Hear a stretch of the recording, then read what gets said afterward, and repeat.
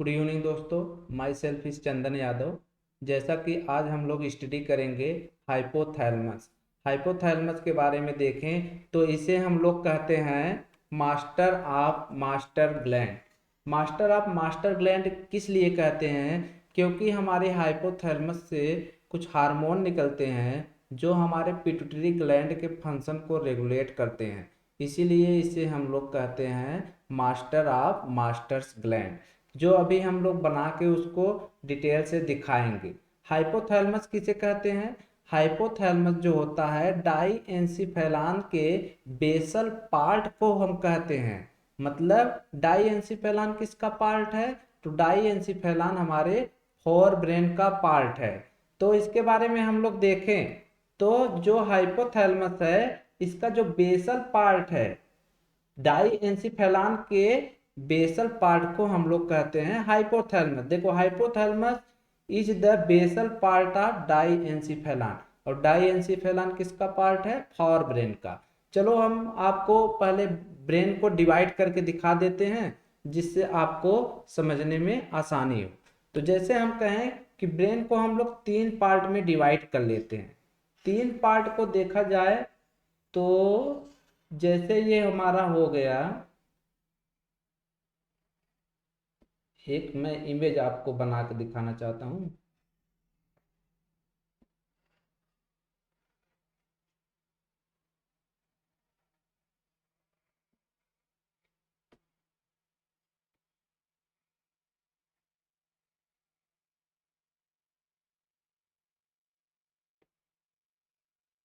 ये वाला जो हमारी पार्ट दिखाई दे रही है, इस पार्ट को हम लोग बोलेंगे फॉर ब्रेन, और इस पार्ट को हम लोग बोलते हैं मिड ब्रेन, और इसके नीचे वाले पार्ट को हम लोग बोलेंगे हाइंड ब्रेन। तो जो हमारी मिड ब्रेन होती है इसको तो आज हमको स्टडी नहीं करना है, आज हमें हाइपोथैलेमस पढ़ना है। हाइपोथैलेमस तो हमारे फार फार ब्रेन का पार्ट है, तो फॉर ब्रेन में हमें आज हाइपोथैलेमस स्टडी करना है। हाइपोथैलेमस में जो होती है, ये जो पार्ट दिखाई दे रहा है इसे हम लोग बोलेंगे थैलेमस, और इसके ऊपर वाले पार्ट को हम लोग बोलेंगे ईपीथैलेमस, और इसके नीचे वाले पार्ट को हम लोग बोलेंगे हाइपोथैलेमस। इसके नीचे वाले पार्ट को हम लोग हाइपोथैलेमस कहेंगे। ये ऐसे होता होगा। इस डायग्राम से हमें ईपी और हाइपो चीज समझ में नहीं आ रहा है, तो इसके लिए हम एक दूसरा डायग्राम आपको बना के दिखा रहे हैं। जैसे ये हमारा हो गया सेरिब्रम, और इसके बाद जो है ये हमें दिखाई दे रहा है हाइपोथैलेमस का पार्ट। ये देखिए, ये हमारी पिट्यूटरी ग्लैंड हो गए, और ये जो दिखाई दे रहा है ये हो गया हमारा फॉर ब्रेन का पार्ट। अभी इसमें जो ये वाली मास है इसे हम लोग क्या कहें? अभी हम इसे हमने कहा था थैलेमस, और इसके ऊपर वाले पार्ट को हम कहेंगे ईपीथैलेमस, और इसके नीचे वाले पार्ट को हम लोग कहेंगे हाइपोथैलेमस। हाइपोथैलेमस ये जो दिखाई दे रहा है इसी के बारे में आज हम लोग को स्टडी करना है। तो आज हम लोग हाइपोथैलेमस को डिटेल से देखते हैं। देखो, ये हमने क्या कहा इसको? Hypothalamus is the basal part of diencephalon, और डाईएंसिफेलान किसका पार्ट है? फॉर ब्रेन का पार्ट है। अब इसके बाद इसको देखो, hypothalamus containing A several group of neurosecretory cells is called nuclei, और वो जो न्यूरोसिक्रेटरी सेल होती है वो प्रोड्यूस करती है हार्मोन, और ये रेगुलेट करती है सिस्टम को। जैसे देखो, यहाँ पर जो दो प्रकार की सेल पाई जाती है, और ये सेल जो होती है ये हार्मोन को रिलीज करती है, और ये सिक्रीशन और इनहिबिट का फंक्शन परफॉर्म करती है। तो इसको हम जैसे कहें कि हमें पिट्यूटरी ग्लैंड में ध्यान से जैसे देखा जाए तो ये है, इसमें दो प्रकार की ऐसे हाइपोथैलेमस में मास पाई जाती है। और इस मास को में एक होती है रिलीजिंग हार्मोन्स निकालती है और एक होती है इनहिबिटरी हार्मोन्स निकालती है। जो इनहिबिटरी हार्मोन निकालेगा ये फंक्शन को क्लोज करा देगी और ये जो रिलीजिंग हार्मोन्स निकलेगा ये फंक्शन को स्टार्ट कराएगी। जैसे ही रिलीजिंग हार्मोन्स हमारे एक्जान से बाइंड होती है तो एक्जान डायरेक्ट कंट्रोल में होता है हमारी पोस्टीरियर पिट्यूटरी के, और हमारी हाइपोथैलेमस के डायरेक्ट कंट्रोल में कौन सा पार्ट होता है? Pituitary, posterior pituitary. और पोस्टीरियर पिट्यूटरी हमारे एक्जान के माध्यम से डायरेक्ट कंट्रोल हो जाएगा। लेकिन जो हमारी एंटेरियर पिट्यूटरी है ये डायरेक्ट एक्जान के संपर्क में नहीं रहता है, इसीलिए ये डायरेक्ट हाइपोथैलेमस के कंट्रोल में नहीं रहता है। ये अपना रिलीज करती है कुछ हार्मोन, और ये जो रिलीजिंग हार्मोन्स निकलता है ये आती है हमारे सबसे पहले यहाँ पोर्टल सिस्टम के पास, और ये पोर्टल सिस्टम जो है यहाँ ब्लड लाता है और कैपिलरी में आर्टेरियोल में बदलता है, आर्टेरियोल से कैपिलरी में बदलता है। कैपिलरी से क्या करता है कि ये हार्मोन्स एब्जॉर्ब कर लेता है और एब्जॉर्ब करके इसको हमारे एंटेरियल पिट्यूटरी के पास भेज देता है। मतलब यहाँ पर एक ऑर्गेनेल से दूसरे ऑर्गेनेल के पास ब्लड जा रहा है, इसीलिए इसे हम लोग पोर्टल सिस्टम कहेंगे। मतलब एक ऑर्गेनेल से दूसरे ऑर्गेनेल के पास जा रहा है, हार्ट के पास नहीं जा रहा है। मतलब हमारे superior vena cava inferior vena cava के पास न जाके एक ऑर्गन से दूसरे ऑर्गन के पास चला जाए, इसे हम लोग पोर्टल सिस्टम कहते हैं। या तो ऐसे कहो या तो आप कहो जो आर्टरी से स्टार्ट होके आर्टरी पे खत्म हो उसे हम पोर्टल सिस्टम कहते हैं। देखो यहाँ आर्टरी से स्टार्ट हुआ, मतलब यहाँ आर्टरी आई, आर्टरी कैपिलरी में बदल गई, अब कैपिलरी फिर आर्टरी में बदला और ये ब्लड ले जाके दूसरे ऑर्गेनेल के पास पहुंचा, और ऑर्गेनेल के पास पहुंचा अंदर जैसे गया आर्टरी, ये आर्टेरियोल में बदला और फिर कैपिलरी में बदल गए, फिर इसको मिल गया सब हार्मोन।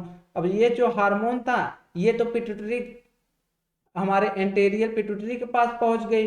अब हमारी एंटेरियर पिट्यूटरी के पास यदि रिलीजिंग हार्मोन्स आएगी तो हमारी तरह तरह की हार्मोन्स निकलेंगी, चाहे ग्रोथ हो, चाहे ल्यूटिनाइजिंग हार्मोन्स हो, चाहे एफएसएच हो, तरह तरह के हार्मोन्स निकलेंगे। लेकिन जैसे ही इनहिबिटरी हार्मोन्स यहाँ बाइंड करेगी तो ये हार्मोन्स इनहिबिट हो जाएगी इनकी फंक्शन, ये अपनी फंक्शन परफॉर्म नहीं कर पाएंगे, यही इसमें लिखा गया है।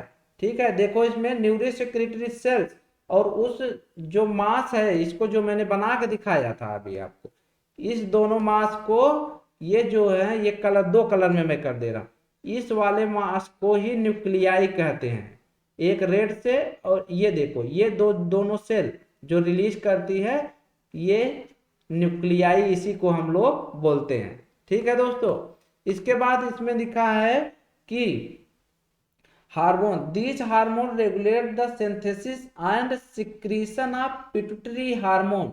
मैंने बताया ना कि जो हाइपोथैलेमस से दो हार्मोन निकलती है रिलीजिंग हार्मोन्स और इनहिबिटरी हार्मोन्स, ये पिट्यूटरी ग्लैंड के फंक्शन को रेगुलेट करती हैं कि उन्हें फंक्शन मतलब उन्हें हार्मोन रिलीज कराना है कि नहीं कराना है।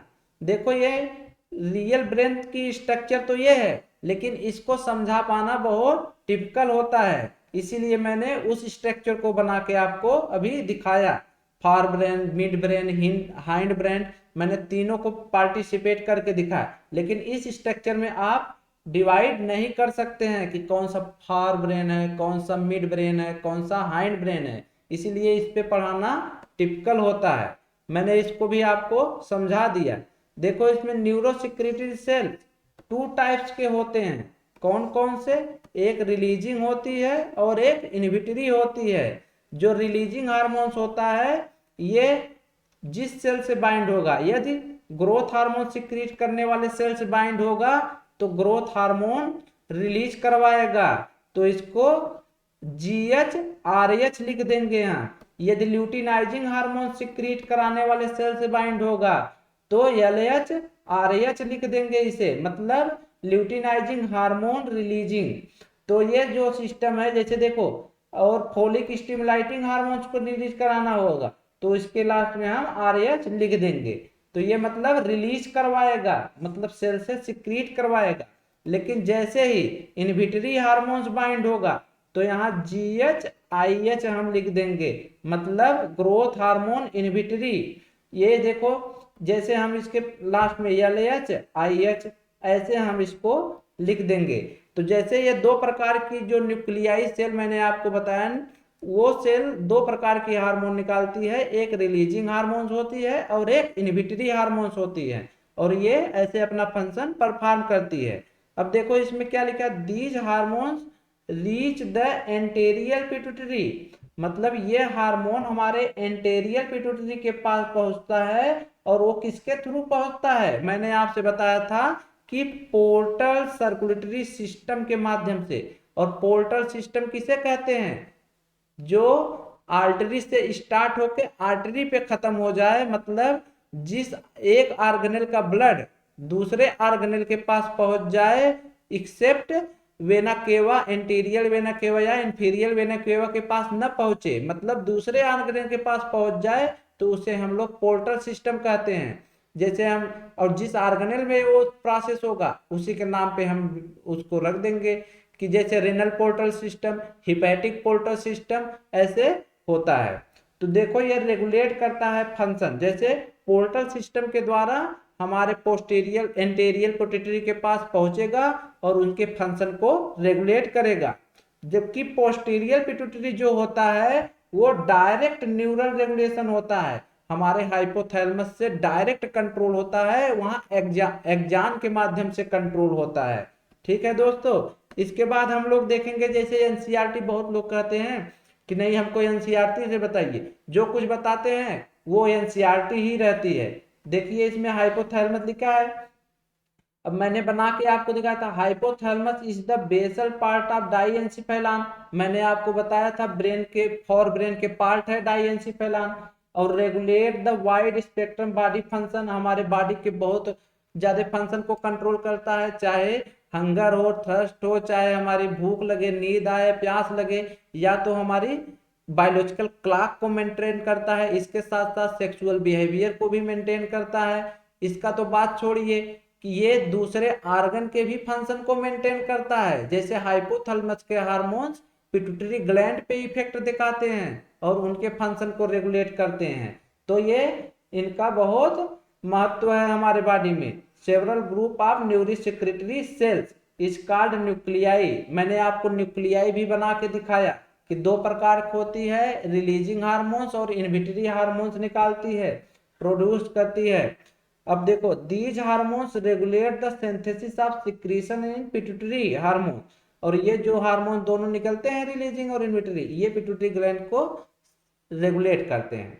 How the hormones produce by hypothalamus, हमने कहा ना कि ये हार्मोन्स जो है हाइपोथैलेमस में रिलीज होती है, लेकिन ये टू टाइप्स होती है, एक रिलीजिंग हार्मोन जो सिक्रीशन को प्रमोट करता है, और एक इनहिबिटरी हार्मोन जो इनहिबिशन को प्रमोट करता है। देखो इसमें एग्जाम्पल दिया है कि हमारे हाइपोथैलेमस में एक हार्मोन्स निकलता है, जैसे गोनाडोट्रोपिक हार्मोन्स रिलीजिंग करता है, तो उसके सामने हम रिलीजिंग हार्मोन्स लगा देंगे, तो गोनाडोट्रोपिक रिलीजिंग हार्मोन। अगर हमें गोनाडोट्रोपिक हार्मोन्स नहीं निकलवाना है तो गोनाडोट्रोपिक इनहिबिटरी हार्मोन्स लिख देंगे। तो वही लिखा है इसमें, देखो गोनाडोट्रोपिक रिलीजिंग हार्मोन्स। अब देखो, stimulate the pituitary synthesis release of gonadotropin. अब देखो इसमें, on the other hand somatostatin, सोमैटो मतलब स्थिर अवस्था प्रोवाइड करना, मतलब इनहिबिट कर देना, हार्मोन्स को रिलीज ना होने देना, इसे हम सोमैटोस्टैटिन भी कह सकते हैं। मतलब इनहिबिटरी हार्मोन को भी हम और क्या कह सकते हैं, सोमैटोस्टैटिन भी कहते हैं। From the hypothalamus inhibit the release of growth hormone, और ये इनहिबिट कर देता है, वही चीज लिखा है।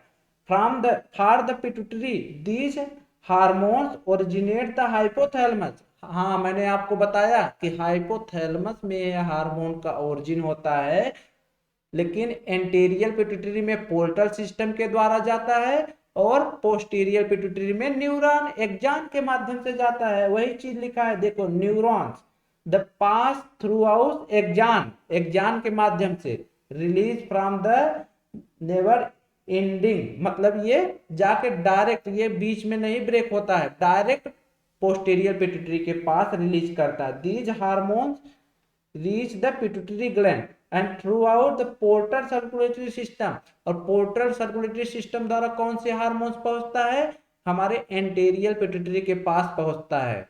और रिलीजिंग हार्मोन्स की इनहिबिटरी हार्मोन हमारे पोर्टल सिस्टम, और मैंने पोर्टल सिस्टम आपको बना के अभी दिखाया था, और ये रेगुलेट करती है the function of anterior pituitary.